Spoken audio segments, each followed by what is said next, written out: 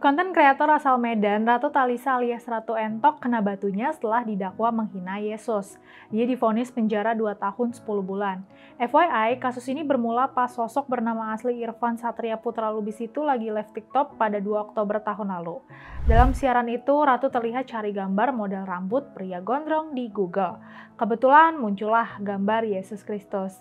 Ratu nunjuk foto itu dan dengan raut muka mengejek, dia bilang, "Heh, kau cukur rambut kau, jangan sampai kau menyerupai perempuan," katanya. "Dicukur biar jadi kayak bapak dia," lanjutnya. Ratu nambahin laki-laki harusnya berambut pendek, bahkan botak. Dia bahkan membandingkannya dengan pemain sepak bola terkenal Ronaldo. "Harus kayak ini kau, Ronaldo. Cukur woi, cukur," katanya dengan ketus. Tindakannya itu langsung mengundang kemarahan.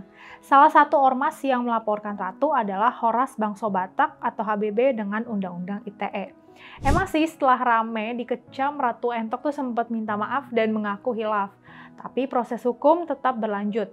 Jaksa mendakwa Ratu Entok dengan Undang-Undang ITE.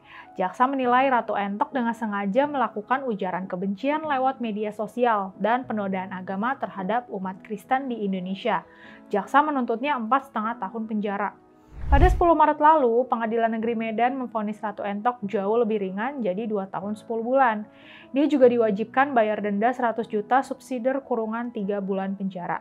Apa yang dilakukan Ratu Entok jelas nggak bisa dibenarkan. Simbol dan sosok yang disucikan dalam agama tertentu nggak sepantasnya direndahkan. Ini berlaku untuk semua agama ya.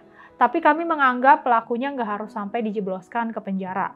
Kalau pelakunya sudah menyesali kesalahannya dan minta maaf, cukup dia disanksi secara sosial. Contohnya, dia diwajibkan melakukan pelayanan di panti asuhan atau gereja. Beda ceritanya kalau pelaku diketahui berkali-kali melakukannya dan gak menyesalinya.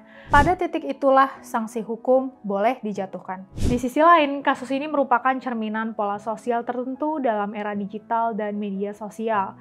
Ketika bikin konten nyeleneh dianggap lebih gampang viralnya, sehingga kita terdorong ngomong apa aja tanpa batas di media sosial. Candaan yang mungkin dianggap biasa tapi dibawa ke ranah media sosial.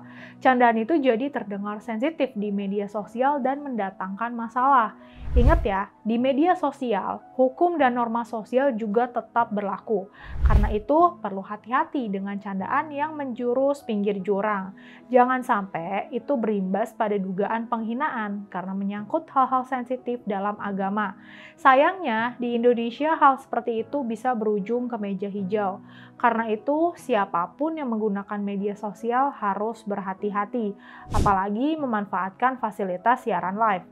Menggunakannya seperti menggunakan pisau bermata dua. Bisa berdampak positif, tapi juga bisa sebaliknya. Pastikan semua yang akan disampaikan benar-benar aman. Dalam fasilitas siaran live, apa yang kita sampaikan langsung terpapar dan cepat menyebar. Dalam fasilitas siaran live, apa yang kita sampaikan nggak bisa diedit dan nggak bisa diunduh. Karena itu, penggunaannya harus punya sensitivitas ekstra. Nggak bisa asal jeplak yang tanpa disadari bisa berpotensi dipersoalkan. Yuk, jadi konten kreator yang bijak.